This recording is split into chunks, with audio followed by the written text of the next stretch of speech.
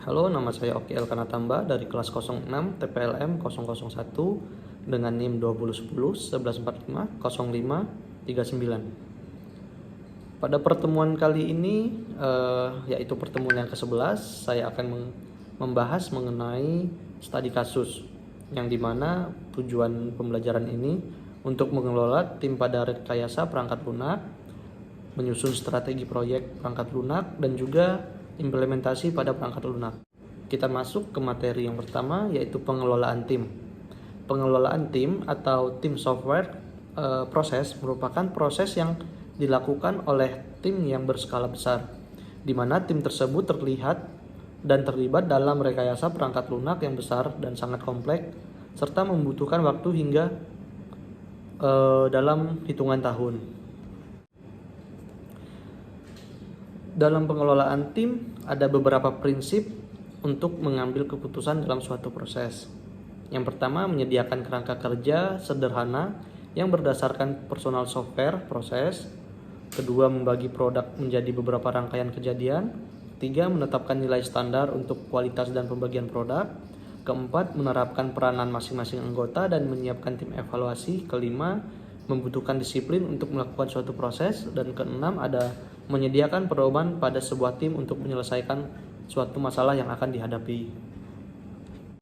Nah, kemudian ada langkah-langkah terstruktur, di mana masalah-masalah yang biasa dihadapi oleh suatu tim dalam merekayasa perangkat lunak seperti misalnya kepemimpinan yang tidak efektif, kegagalan berkompromi atau berkooperasi, kemudian kurangnya berpartisipasi, keempat, kurangnya kepercayaan, kelima, kualitas yang kurang, keenam, berjalannya fungsi secara perlahan, dan ketujuh, evaluasi pembanding yang tidak efektif.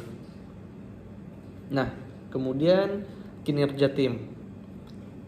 Tim terdiri dari sedikitnya 2 orang atau lebih yang bekerja berdasarkan tujuan bersama, di mana masing-masing anggota tim mempunyai peranan atau fungsi yang harus dilaksanakan, dan untuk menyelesaikan tugas tersebut dibutuhkan ketergantungan antara anggotanya.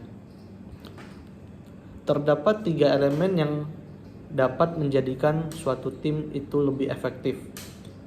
Yang pertama, kita harus saling berkomunikasi, kemudian berkomitmen apa yang sudah kita lakukan dan kita diskusikan. Kita harus membuat suatu komitmen, dan kemudian partisipasi dalam kegiatan tim. Jadi tidak ada yang kerja sendiri, kita semua kerja karena kita dalam satu tim. Kemudian proses pembuatan proyek, di mana untuk membuat sistem tim harus dibentuk dulu, kemudian menentukan tujuan yang akan dicapai. Nah, dalam menentukan tim ada 3 unsur dasar, yaitu kita menghasilkan produk yang berkualitas, mengerjakan proyek yang diatur dengan baik dan produktif, dan juga menyelesaikan proyek tepat pada waktunya. Setelah tim terbentuk, kemudian kita menyusun strategi dalam mencapai tujuan yang sudah ditetapkan pengembang. Harus mempunyai strategi yang digunakan. Setelah tim terbentuk, kemudian kita menyusun strategi dalam mencapai tujuan yang sudah ditetapkan. Pengembang harus mempunyai strategi yang digunakan untuk menyelesaikan suatu masalah pada proses pengembangan.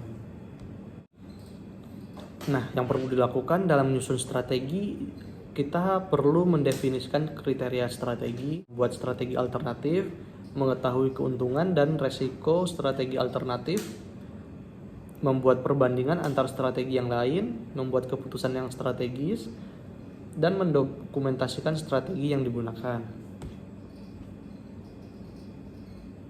Nah, kemudian ada mendefinisikan kebutuhan. Pada fase ini, tim membuat atau mendefinisikan spesifikasi kebutuhan sistem atau Software Requirement Specification atau disingkat SRS. Kemudian yang kedua ada desain pada tim. Tahap desain ini difokuskan pada struktur sistem secara keseluruhan. Hasil dari tahap ini disebut Software Design Specification atau SDS, yang meliputi prinsip-prinsip desain, kemudian desain pada tim, standar desain, desain untuk review, desain untuk usability, desain untuk uji coba, memeriksa dan mencoba desain. Nah, kemudian yang ketiga itu ada implementasi.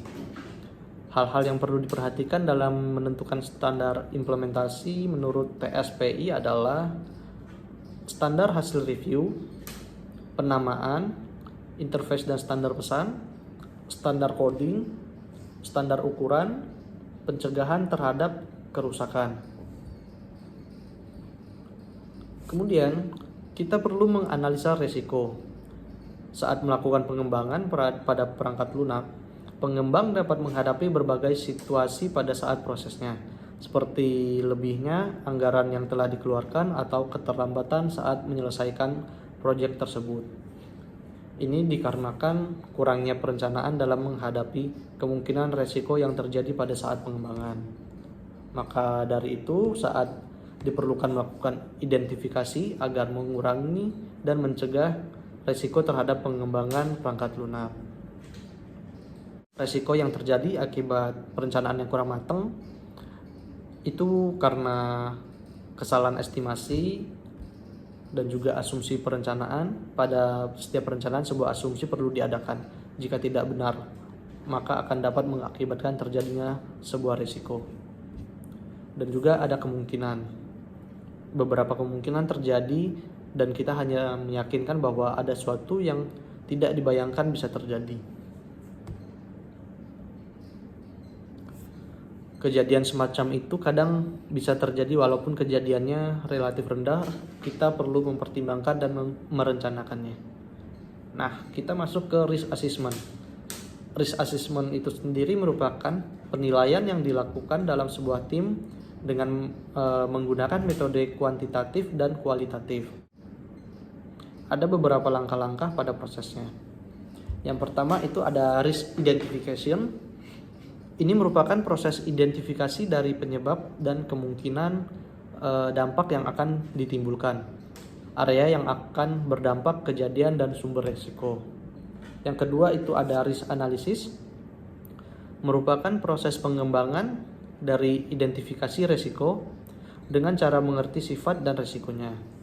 Kemudian yang ketiga ada risk evaluation, merupakan proses melakukan evaluasi terhadap risiko yang telah dianalisa di dalam sebuah tim sehingga dapat membantu dalam proses membuat keputusan. Nah, yang keempat atau yang terakhir itu ada risk treatment. Risk treatment merupakan sebuah aktivitas yang dilakukan untuk memberikan penanganan terhadap risiko. Terdapat beberapa cara dalam memberikan penanggapan terhadap risiko, yaitu dengan cara menghindari risiko dengan tidak melakukan aktivitas yang dapat menimbulkan risiko tersebut, mengurangi dampak yang ditimbulkan dengan memberikan tanggapan yang tepat, menghilangkan sumber dari risiko, dan membagi risiko tersebut dengan pihak ketiga.